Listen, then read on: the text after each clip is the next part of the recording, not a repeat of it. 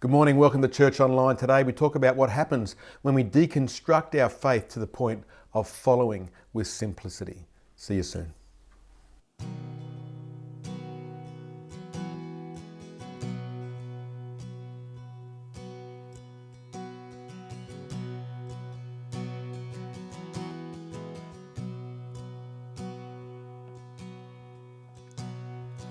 Alone in my sorrow and dead in my sin, lost without hope and no place to begin. Your love made a way to let mercy come in.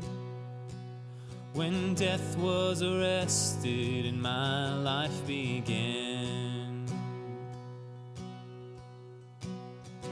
ash was redeemed, only beauty remains.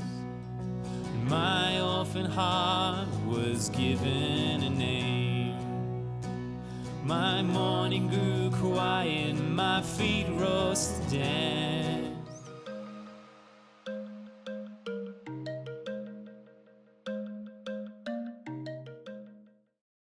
G'day there, great to have you in church this morning. We pray that if you're just tuning in to check out Kenmore Church, we'd love you to make contact with us on the website at kenmore.church/connect. There's a very simple form there where you can make contact with us and I'll respond personally to you and hopefully book you in for a coffee, and we'd love to talk to you personally and hear your story. Today we're really talking about the issue of what it means to deconstruct our faith somewhat.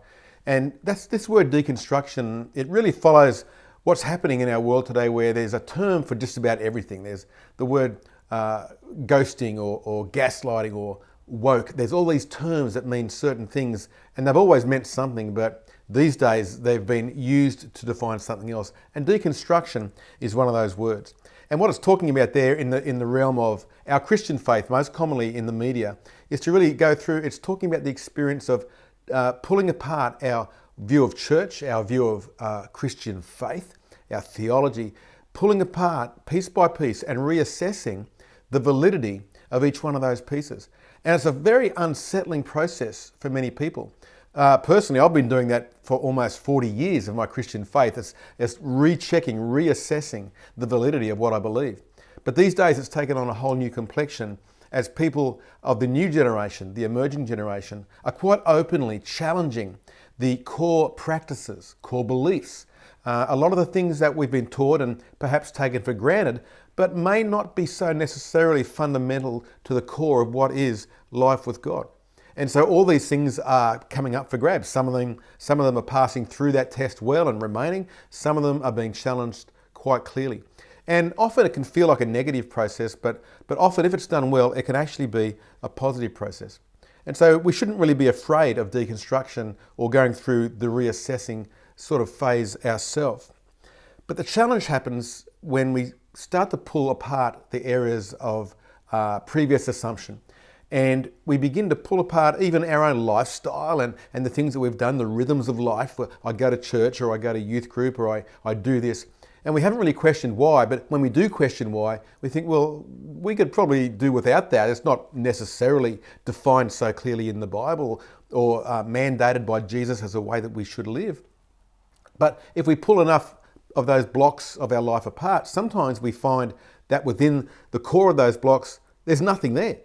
We realize that all my Christian faith has just been about the habits and rituals and lifestyle practices that I've been about, but my life with God, where is that? Where's my experience of Him? Where's my experience of the Spirit? Where's my sense of power coming from the fact that He's supposed to be within me and making a difference in my life? And often people come out of that phase really wondering who they are, who God is. They really may come back to saying, well, look, I do believe there is a God, but now I don't know how to define Him. I don't know how to live with Him because everything in my life has been built around everything but a really personal relationship that's empowered my life. And you know, it's the same confusing process that even happened incredibly in the middle of Jesus' ministry. Right at the high tide mark of where He was in popularity and the amount of followers around Him, it was right at that moment there was a real tipping point where things comprehensively shifted as people began to question who He was, what he was about because he wasn't fitting the box. He wasn't fitting the religious box. And so they're beginning to challenge what he's about. And in their own eyes, even Jesus, didn't come up trumps. But he wasn't scared of the whole process. In fact, he embraced it. And if anything, he doubled down on it. He took it to a whole new place. And if you look in John chapter 6 in your own Bible, and we're going to open this scripture now in a moment, you see this confrontation he's having. He's just fed the 5,000. He's walked on water. He's fed the 4,000. And yet the Pharisees and the religious types who've lived their whole life, their whole career, their income, everything, their status in their community is based on these building blocks of life, these core assumptions about what it is to live with God, who God is, how God should be acting, what he would do, and if Jesus is indeed the Messiah, what he would be doing. And Jesus is just openly deconstructing them and confronting them. And so he says to them, you've come to me and you're questioning who I am. He says, but think of it this way. There was, when God gave you manna in the desert, reflecting back to the Israelites as they were coming out of Egypt, a very core, fundamental, integral part of the fabric of the story of Israel. The Pharisees always reflected back to the Exodus out of Egypt. He says, when that happened, you guys ate manna in the desert. God gave you food to eat. And then he said, I'm that food. You need to eat of me if you want to come to God. And he was using it as a sort of allegory. He didn't explain himself. He didn't make it too clear. But they came back and they went, what did you say? Are you saying we need to eat you? And they sort of took it a bit of a step too far. But Jesus doubles down and goes, well, come to think of it, yeah. If you don't eat of my flesh, drink of my blood, you can have no part of me. And he doesn't attempt to explain that or justify it. He just puts it right out there and says, what are you going to do about that? How are you going to process this? How are you going to look at life with God? I've just made it seem so unexplainable. And yet I'm expecting you to have faith in the absence of understanding. Incredible passage. And it goes on in John 6:66. He says, from this time, many of his disciples turned back and no longer followed him. You do not want to leave too, do you? He asked of the 12. And Simon Peter answered him, Lord, to whom shall we go? You alone have the words of eternal life. We've come to believe and to know that you are the Holy One of God. And really, it's our same story in our processes of deconstruction. We come to this point where all I understand has been broken down, but all I know is that you are God. You are the Messiah. And we'll often come to these points where we're confronted with concepts or apologetics of science, and we say, I'm not qualified to have this argument. I can't to or fro validate my belief in God just from science or the way I'm interpreting the Bible. I don't have the qualifications or knowledge to back that up. And we look at God and we go, he doesn't fit the religious box. And yet we can say, I've seen the miracles. I've, as a disciple said, I've heard God speak on the mountain. I know I'm a new creation. So where else am I going to go? In the absence of all other understanding, yet I have this fundamental part of me that knows he exists because I know it in my heart. And Romans 8:16 really does confirm this basis of our belief. When everything else gets broken down, we actually have got theological permission to come back and say, I just know in my spirit. Romans 8:16 says, the Spirit himself testifies with our spirit that we are God's children. He's saying the Spirit in you. Ultimately, it will often boil down to this point where it doesn't matter what argument comes against you. It doesn't matter what you fail to understand anymore, but you know this God is in my heart because his Spirit is testifying with my spirit. Now we can zoom in on this passage in John 6 in a whole other detail. It's almost like a hypertext link from John 6 over to Mark chapter 8, where it's the same period of ministry. It's the same set of conversations going on, given through a different interpretation and lens of another gospel writer.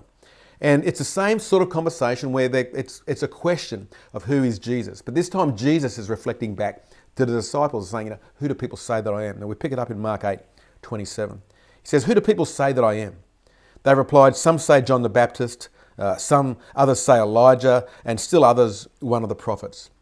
But what about you? He asked. Who do you say I am? And Peter answered, you are the Messiah.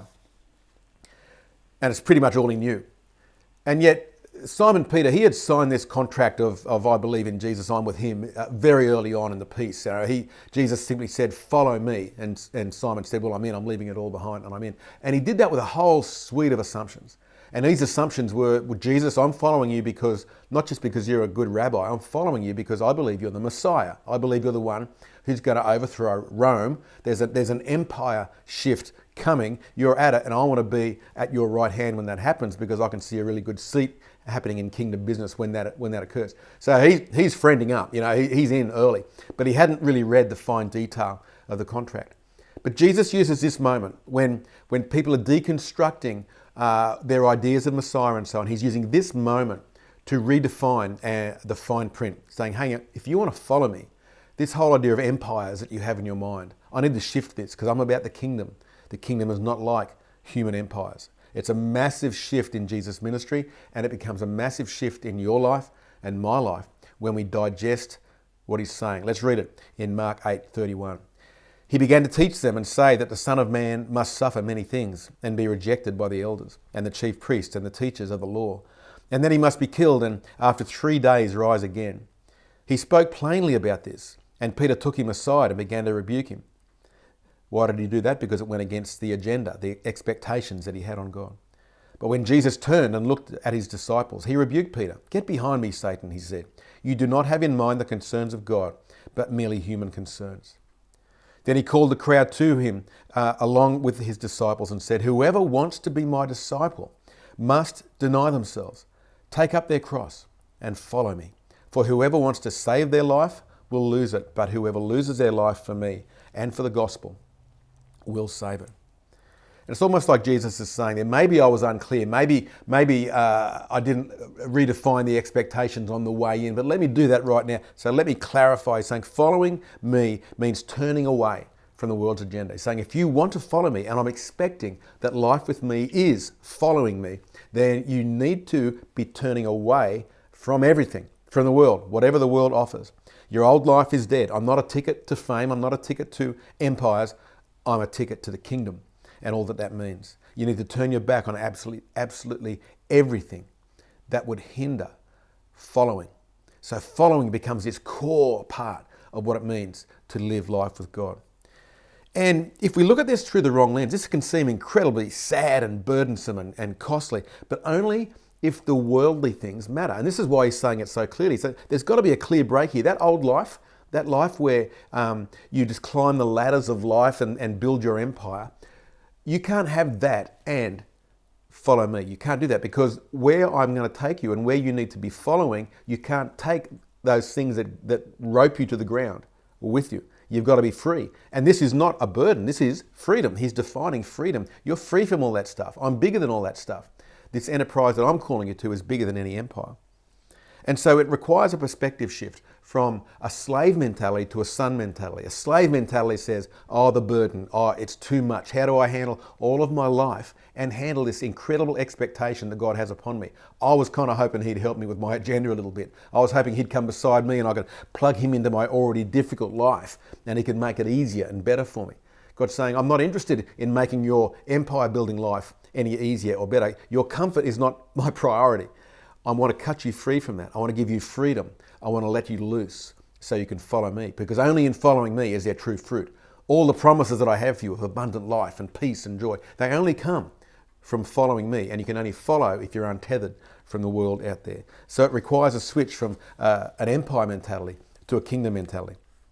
But let's shift gears a little bit here. He's talking about following. What is this following? Well, in Jesus' day, it was really clear. Rabbis used to say, come and follow me. And it meant literally walk in the footsteps of the rabbi. So you'd follow his steps along. You'd go exactly where he was. You'd live your life to look like his life was living. Very clear, very simple mandate.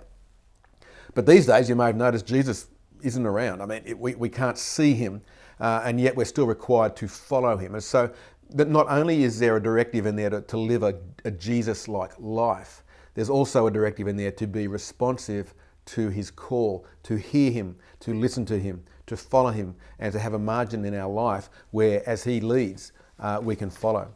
And so it's a twofold calling to follow. It's a movement of life and it's a moment of life. So it's a movement in the sense that I'm going with him. I've formed my life in such a way that it's going that way. I'm moving with him. I'm following Jesus. I'm living the life, the lifestyle and the morals and the ethics and the power that Jesus would live. I'm heading true north, kingdom. But it's also a moment in the sense that I've got a margin in my life to say, I'm responding, I'm hearing you, God. You're saying, talk to that person, do this thing, do that. And you can see if I'm to have that sort of life where I'm living the movement and the moment, it requires me to be untethered from the burdens of the world. Because if Jesus, for example, requires me to, or asks me, says, follow me over here, I'm working in this person's life, I need you to talk to him, then if we're worried about reputation, fear of rejection, all those sorts of things, which are coming under the bucket of empire building, it's our world, it's our fears, it's our stuff, it's holding us back from following what he wants us to do. And so this movement and moment rely on that whole untethering aspect. And so, but when it boils down to it, and I'm sure most of us who are watching and listening to this, our hearts are in the right place. We want to do this. We want to follow. But there are so many struggles in that. There's so much imperfection in that because we're imperfect and we're trying to follow a perfect God. Our lives are complex and we're mixed up in fear and faith. We can't find the difference between the two so often. It's like, where am I going? And so we have this struggle of learning how to follow. We long to be faithful, but it seems to be a hard work for us. Sometimes we think, well, I've made a choice to follow you. I've done something. I thought he was guiding a certain way. But it's almost like, man, I turned right and God turned left. What went wrong there? How come I couldn't hear? Why does it appear to be so wrong? Is it wrong? Or is it just that the circumstances I've followed him into are not very comfortable, and so I'm identifying lack of comfort with lack of guidance? Perhaps it's something like that. Sometimes it's an issue of, well, I've received a prophetic word or scripture has spoken to me. I'm sure God's spoken. And yet that thing which is promised, that guidance that I was waiting for, it never really came. I was sure I heard from God. I was sure I was doing the right thing. But how could it not open the door that was promised? Or certainly not yet. So these issues become very confusing and they take a lot of energy and sap the life out of a lot of Christian folk who aren't used to the struggle and the tension of this sort of walk. And so many of us who would be listening to this are just probably grappling with this whole idea of what it means. So let me break down a few myths and give a couple of principles of what it is actually like to follow God. The first myth we need to break is the fact that following what Jesus calls us to do and being the person God calls us to become is not, it's not, the indicator of that is not necessarily comfort. He's not going to lead us to a place necessarily that we love Psalm 23, he leads me beside still waters. He's talking about rest there. But that's not the same as being called into a moment and a season of discomfort. Any growth, any change, and God's about growth and change in your life and mine. Any sense of growth and change will feel uncomfortable. And we can still find rest in that discomfort. But comfort is not an indicator necessarily of God's leading. And another myth to break is that guidance will always and necessarily be clear. We all wish it was. We all wish that God would use his outside voice. Just go here, just do that. And for a number of reasons, clarity seems to be missing. We can get the sense of mixed messages. We can have varied opinions of the godly people around us who might be trying to give us God's wisdom. It can be confused. Guidance isn't always clear. And this is a real issue. And just as Jesus wasn't worried about that in John 6 and Mark 8, he's not stressed about that now either. We become stressed because we want to be obedient. The slave mentality comes in going, I just want to hear the master tell me go left or go right. But he's got a whole other agenda that sometimes a lack of clarity, a lack of almost seeming distance actually grows the further agenda that he's after, because he's after relationship. He wants us to press into him. He's after fundamentally a walk of faith, and to follow God requires faith. And this is the key first principle of following God. It's going to require faith. He will lead us in a way that requires faith. He will lead us into places and circumstances where self-reliance is inadequate, where what he calls us to do is really impossible. You can't have that experience without discomfort. You can't go into that experience without requiring faith, and that's faith that relies on him to come through. And so God will guide us when he calls us to follow. He calls us to follow him into somewhere where he is required. So therefore, we have to be untethered from the world. That's why he says you've got to cut this thing off. I need you to follow, and you need to follow beyond the place of your own strength, because ours is a walk of faith. And so we prefer formulas to faith. obviously. We want a loud voice from God. We want clear circumstances. We want everyone around us in agreement. We want it to make sense, that it all be clear, because we're looking for comfort. He's looking for faith. Okay, so you can start to see, in our early days of faith, quite often he will show very clear, very unmistakable guidance, because he's growing childlike faith in us. But as we mature, as we get older and older in the faith, we find sometimes that guidance isn't as clear, because he's wanting to grow wisdom. He's wanting to grow that faith in our life. And so God's committed to taking you well beyond self-reliance. So first of all, following God will require faith. But secondly, it will probably require worldly cost. This is again why we must be untethered. If we're constantly looking back and saying, I'm not sure I can follow God because the cost is too high, he's saying, this is not how the kingdom works. Jesus was crystal clear about that. He says, anyone who turns his head back to the plow, looking back to life that way, is not worthy to build the kingdom. I mean, he drew a very clear line with this sort of thing. I'm sure he'd get himself in just as much trouble now as he did then. Ultimately, he was crucified for the things he said. But can you imagine, in our day and age, with the screaming that's going on in media about cancelling this, and you can't say this, you can't do that. And here's Jesus saying, I'm expecting you to cut off all these comfortable aspects of your life. If it costs you your family, if it costs you your income, that's what I'm expecting out of you. Can you imagine trying to pull a stunt like that today? He'd probably get crucified. And he's saying, this is a life I'm expecting you to live as well. And so Jesus constantly linked the worldly cost to following him. So he'd say things like, take up your cross and follow, sell all you have and follow me. One person tried to say, I'll follow you, but let me say goodbye to my family. And Jesus goes, no, I need you to follow. You're either following or you're not following. And so the price that we're paying there, the worldly price, may include relationships, finance, prestige, time, all the things that empire-building, self-oriented world includes. Now, that's not at the expense of a compensation. Jesus compensates more than enough. He says, I've promised you abundant life. I've given you joy, unconditional peace that's so much grander than all that. Anything that I can offer you, I'm giving you much more. But you can't have that and have this, because they don't coexist. And so it's not like Jesus is our debtor. He will give us abundant life, but we have to do it his way. And this leads to the last point. The true following will really build the kingdom and not your empire. This is really vital for us to know, because often we're asking for God to guide us, and we're asking for him to open doors. But sometimes it's helpful to reflect on why. What's our motive here? Am I asking God to get beside my agenda and build it because I want a promotion at work, I want a house, I want a spouse, I want kids, I want health, I want all this sort of stuff. So our prayer life is saying, God, will you bless that? And he doesn't always promise. Well, in fact, he never promised that life would go easy for us, or that his plan is that he would always just fix all our stuff. He said, I'll give you more than that. I'll give you peace despite all that.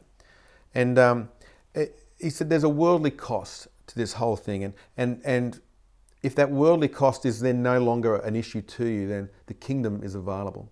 So it's empires or kingdoms. We're born again so that we're no longer slaves, now we're sons. And so that requires dying to that old life and living to the new one. Now that doesn't mean he's not going to lead us into the potential of high achievement, or what could be seen in the world's eyes as high achievement. But it's not about ladder climbing here, it's about what's he trying to do there. Because God's not against any of us having money. It's a non-issue to him. It's a matter of, well, can you steward that for the kingdom? Is what I'm leading you into about the kingdom, or is it about your empire? So if he leads us into high achievement through life, if he opens doors in business or academia or government or whatever it might be, he might make you an influencer on Instagram or something. But what's the motive? Because the motive will determine whether that door opens or not. And we may find that this one door will open in that area for some person that we know in the faith, and not for us, and wonder why. And it's because God's dealt with our heart to the point where this person is following a kingdom agenda, and God's doing a kingdom work there. And ours may be just too impregnated with the leaven of empires and so on. And so we can tell the difference there because the motives and the energy and the glory seeking, all those sorts of things, we can tell where our heart is at there. Is it important to us, or are we doing something that's important to the kingdom? You know, for many years, God led me into the business world. I was under the impression from a very young age in my 20s that I had a calling of God to go into ministry, and yet all the doors only opened in the business. And yet I had a very clear sense, God, I don't know why, but I can tell you're calling me into business. And I never had ambition for business.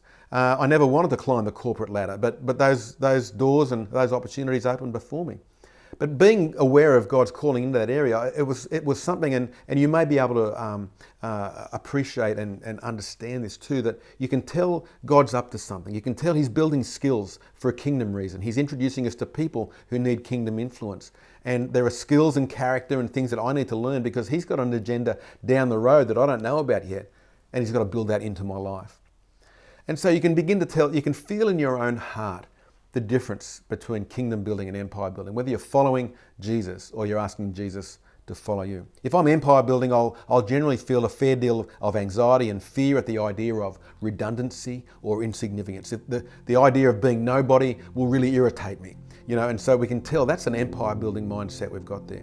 I want my life and my name to be notable, to be noted. It matters to me that I'm significant in the world's eyes. If I'm empire building, I can't say yes easily to a lesser life or a demotion or doing the lowly things. I said, don't you know who I am? You know, don't you realize I'm bigger than that? I've got all these other capacities. I should be doing this. That's an empire building mentality. That's the life that we need to be cutting off. Whereas a kingdom mentality says, my heart is for those people around me, whether they're lowly or whether they're high. My heart is for them and for them to be able to meet and walk with Jesus. A kingdom mentality says I can see God's agenda in all that I'm doing here, and I hold it with very loose hands. That's the kingdom working in my life. And there's an underlying peace and security, regardless of what sometimes is a mountain of stress upon our life. So I can still have all that and still be at peace because it doesn't really matter that much to me. And I'm not worrying about my own reputation or my own agenda, my own finances, and so on. You can only do that with a kingdom mentality. So deconstructing our faith will normally bring us to the point where my understanding runs out, but my experience of God remains. And I can choose then, am I going to follow or am I not going to follow? And this requires an emotional and a spiritual margin to be in place. Our life can't be full to the brim of all that life brings us. We've got to be able to have a margin to hear and respond, a margin to remember that I am holding life with loose hands. And so that requires a different type of life, a different pace of life. And sometimes the lives that we're living, we're looking for God's guidance to get an upgrade. He might be saying, well, I need you to have a bit of a downgrade in the load upon your life so that you can have a margin to follow me properly. So I wonder if God's leading you. I wonder if you're seeking God now, you're wanting to follow and you've been unclear. Maybe a few of these principles have helped you out. But one thing I know, if God's calling you to follow, it's going to require of you in your stage of maturity, of your stage of life, probably a new or an upgraded facet of faith. You're going to need faith.